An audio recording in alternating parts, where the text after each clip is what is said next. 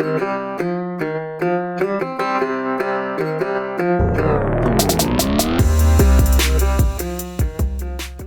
up, everybody? It's Dan, Binder Boneyard, coming at you from the new office.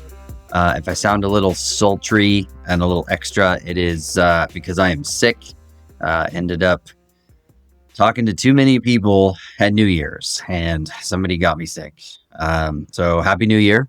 If you're just tuning in, beautiful January day in Central Oregon. Unseasonably warm, unseasonably clear. So anyway, thank you for listening. Thank you for following along. I appreciate everybody. You're looking for parts, you head over to thebinderboneyard.com. That's our parts store. You can also find us on eBay, where we sell a lot of non-IH truck parts. And that's also the same name, Binder Boneyard, on eBay. Just look for our store. Over 2,000 items. You'll be pleasantly surprised at what we have there. We've got books, antiques, non-IH truck parts, tractor parts, all kinds of stuff. So head over there if you're looking for the unique. You can also help support us by donating at Patreon. You can become a Patreon subscriber there. You just head over there, search Binder Boneyard, and you can pledge as little as $2 a month. And stuff like that helps keep the show going, because I have to pay for these out of pocket. So, my desire to instill knowledge and keep everybody on the road is costing me money. So if a little bit of help, sorry about that. Amateur hour here. Forgot to turn my phone on to silent. But anyway, I appreciate everybody. Thank you for all the support. If you have not heard, Josie and I are getting married. A lot of you assume that we've been together for so long that we were already married, but no, I had not taken that step. We talked about it a lot, but I had not made it official. Well, just before Christmas, I made it official, bought her a ring. I made some plans. We're eloping in March and having a big reception up here in June. And Danny's got a wedding to pay for. So I'm going to be pushing pretty hard on sales and getting work done. And I know you're already rolling your eyes, because I should be pushing hard to get work done anyways, but you know what I mean. Overtime, a lot more time, weekend time, stuff like this, just trying to really get the monetaries flowing. Social media is a necessary evil these days, and I don't like that I have to use it to make money, but I have to use it to make money. So you're going to see a lot of that. But again, I appreciate everybody, all the people following along, everyone that's been a fan and supporter. I can't do it without you, so I appreciate it. All the Patreon donators that are already doing it, you guys are great, and I love you very much. But today's podcast, I was thinking the other day about, and some of this is going to be kind of no duh for some of you older guys, but the rebuilding old vehicles and old stuff is like the ultimate in green living. Like, you can't deny the carbon credits you pick up and the karma points you scored by spending $18 on a new part to keep something going versus spending $300 on a new one that, your old one's going to end up in a landfill or wherever. And then the new one has a bunch of waste associated with its production. So, I feel like living this lifestyle that I live and that I encourage people to live, the the vintage, antique, classic, um, minimalist lifestyle is like the ultimate form of rebellion. Um, because everything that's wrong with the world, here I go. Oh, old man Hayes here talking about the world. It always goes back to big corporations, you know. Um, yeah, big corporations employ a lot of people, and that's good for the economy, and that's good for those people that work there. But when you get a little deeper, you realize that these people are slave labor. They're treated terribly. Not a lot of benefits or perks that they can actually use. They talk about benefits when you get hired, but it's not fun. So rather than support Amazon, or the big stores, keep your stuff going. You may have to search a little harder, because remember, like Google and the search engines, they don't show you the best solution for your problem or the best answer to your search. They show you the sponsored, paid for advertisement to your search. So just because you search, porcelain light socket, and the first thing that Google brings up is an Amazon listing, that doesn't mean that it's the best. You can find this stuff at local suppliers. You may pay a few dollars more, and I'm sorry, but that few dollars usually goes towards, the small business that you're helping to keep open.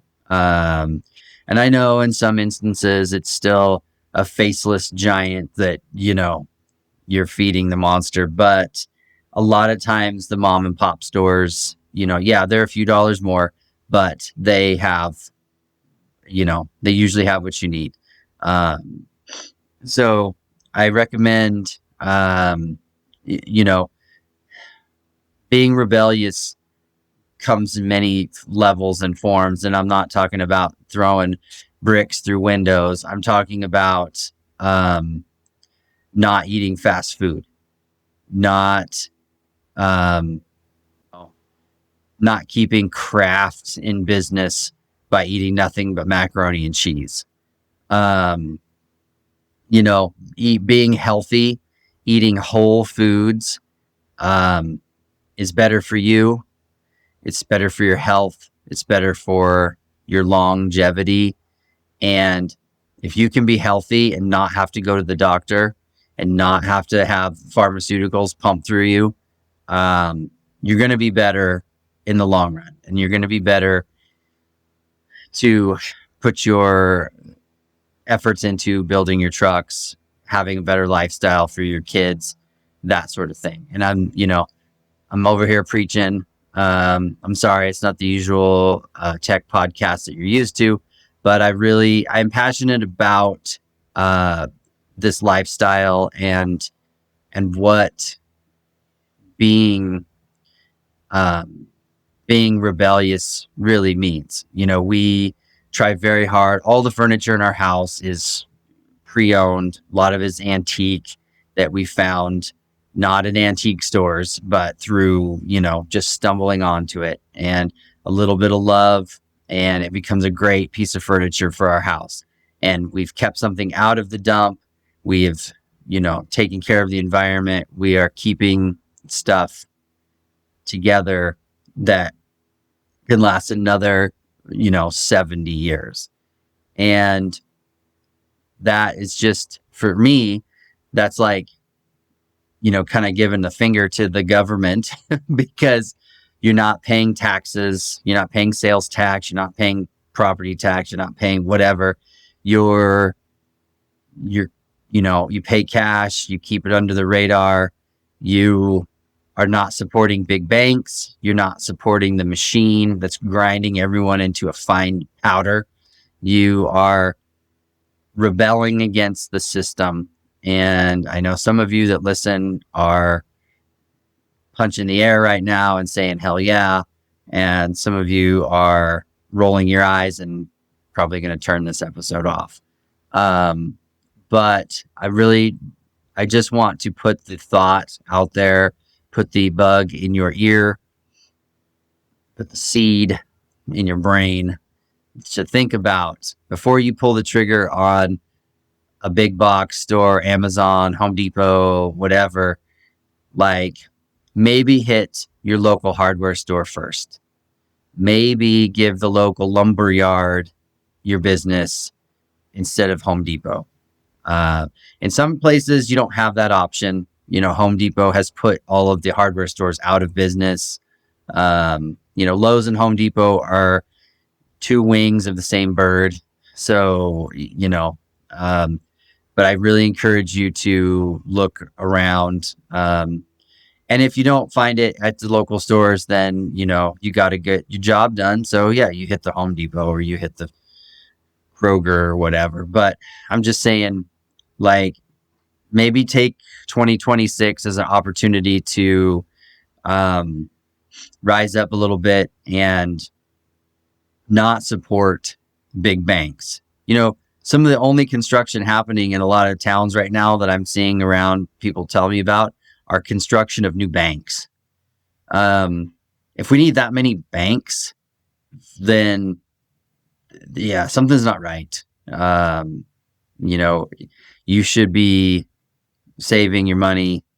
I'm not saying in a mayonnaise jar in your backyard, but, investing in gold, other tangible things, your 401k, that's cool, whatever. I've got diversified accounts and I pay into every month, and that's, you got to do that too. But, don't support the big banks in any way you have to. Like I say, you don't buy anything else that you're going to have to pay taxes on. Because if you've seen anything in the news lately, your taxes are not going to, better roads and schools. They are going to, they're going to schools, I guess, but not the schools that you want them to go to. So I'm just saying, living a little more frugally, living a little more secondhand, a little more healthy, making choices.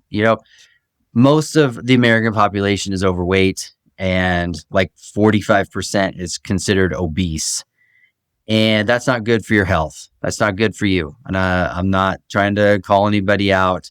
I'm just saying that a little bit of whole food, a little less McDonald's, keep you out of the doctor, might clear up some psoriasis, might make your joints a little easier. I know several guys I've gone to work to help them with their projects, and they're heavy and they huff and puff, and they ask me to do stuff that's on the ground or to slide under the truck because they can't, because their joints are hurting or their back hurts or whatever. And, and we're the same age, and, it's simply from, poor lifestyle choices and not taking care of themselves.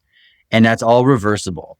And, I am a good example of that. I've had some terrible health problems a while back and pulled myself out of it through diet and exercise and paying attention to my body and that, you save money. I know whole foods are more expensive than fast foods, but you actually eat less food when you're eating healthy because you're satiated longer. So I'm not a dietitian. I'm just a dude that's eats stuff. So I'm just giving you what I experience. So think about it, support your local farmers, support your local farmer market, buy local, keep stuff on the road, keep your old furniture, try to repurpose it. I know a lot of people are so quick to just throw stuff in the dump just to get it out of their way. Try to recycle it. Try to, put it on Marketplace for $8 and let somebody else keep it going.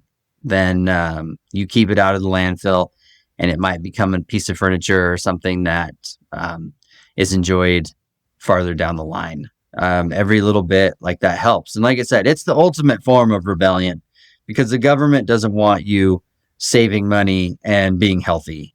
You know, they want you to depend on them for everything.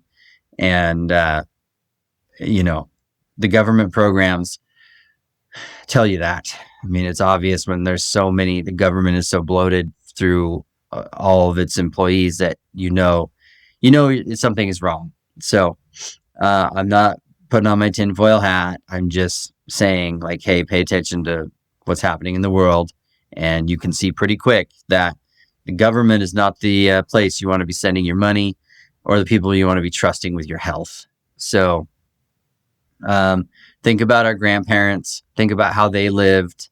You know, I always hear that, my grandpa smoked a cigar and drank a quart of vodka every day and lived to be 95. Well, okay. So then why are we so unhealthy now? I don't know. It's got to be something in our environment. So maybe we need to change our environment. Get the plastics out of your food. Get the government out of your life. And just live more simply, live more vintage, and I just feel better, man. When I put on my wool Pendleton shirt or my Filson coat, and I know that stuff's not cheap, but the quality far outlasts, it's the old buy once, cry once. That's how I feel about stuff like my podcast last week about buying the best that you can afford. A pair of white boots are $700, which is, you could buy 4 pairs of Georgias for that. But the whites can be resold for free. The whites have a rebuild policy, and they will last your lifetime. Whereas the Georgias, I know I get about 2 years, year and 3/4 out of a pair of Georgias before they are burned up. So it's stuff like that. You pay, and White's is an American company. They're made in Washington, or like Wesco. They're over on the Oregon coast. They're the same way. They will make a boot to the shape of your foot. The most comfortable boot you've ever worn is a Wesco, I believe, but it's because they make it like to your foot, and it's expensive, but it's the last boot you'll ever buy. And that sort of thing that's where, in my opinion, we need to go back to it. Everybody I see it all the time on the YouTube channels. I don't watch a ton of YouTube channels, but Vice Grip Garage is always keeping stuff on the road, or like Bare Knuckle Binder is rebuilding these tractors and old trucks, and everybody's all excited about it. Nobody wants to follow through in their life, and I think you need to use these channels, use us as examples on how to maybe save some money in 26, do your part for the environment, maybe get a little healthier, clean up your act a little bit. If you're smoking, if you're drinking, maybe consider cutting back, because it's not good for you either. So again, rebellion, being independent, not needing doctors, not needing the government, not needing, the local car dealership, or, the Ford dealer or whatever, to keep your truck on the road. Go back to driving something from the 80s or the 90s if you can. I know you Midwest guys, everything's rusty there, so, it's harder, but it's so much easier and cost effective to keep a 93 half-ton Chevy pickup on the road than it is a 2023 half-ton Chevy pickup. And I know some of you have fallen into the comfort trap, but I'll tell you, man, I mean, a decent 90s pickup with a good seat and air conditioning that works, I mean, that's it, man. All right, put in a Bluetooth radio so you can listen to your, whatevers, but that's it. Do you really need like lane assist? Do you really need all that stuff? Like, I don't think you do. That's just me. But, again, the ultimate rebellion and doing your part for the planet and yourself is just keep stuff going, keep yourself going. You want to live a long time. We all have hundreds of projects. If I drop dead tomorrow, I feel bad for anybody that has to clean this place up because they're not going to know what half this shit is. They're not going to know what's what. It's going to get auctioned off for pennies on the dollar because nobody knows what the crap it is. And that's it. And I don't want that to happen either. So I'm doing my best to stay in as best of shape as I can, to live as long as I can, to be as healthy as I can. I've cut out monsters. I have not had fast food in a long time. Definitely not on a regular basis either. It's just one of those things. You got to think about the future, and you can't think about the future without accounting for the past. And there's a lot of stuff that our grandparents did that made a lot of sense. And, now I understand it. And as I get older, I'm 46, I'll be 47 pretty soon. I get it. I understand why people do what they do now.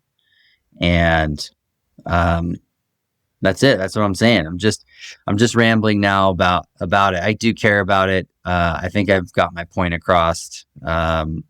If you've listened this whole time, I appreciate you attending my TED Talk. I'm trying my best to lead by example, try to live by example. And I'll just keep doing what I can, try to keep these things on the road, try to keep myself healthy, try to keep you guys healthy and you guys stocked with good parts. So anyway, we'll shut her down early. I appreciate you listening. Thank you for enduring my rambling drone. And until next time, I'm Dan from Binder Boneyard.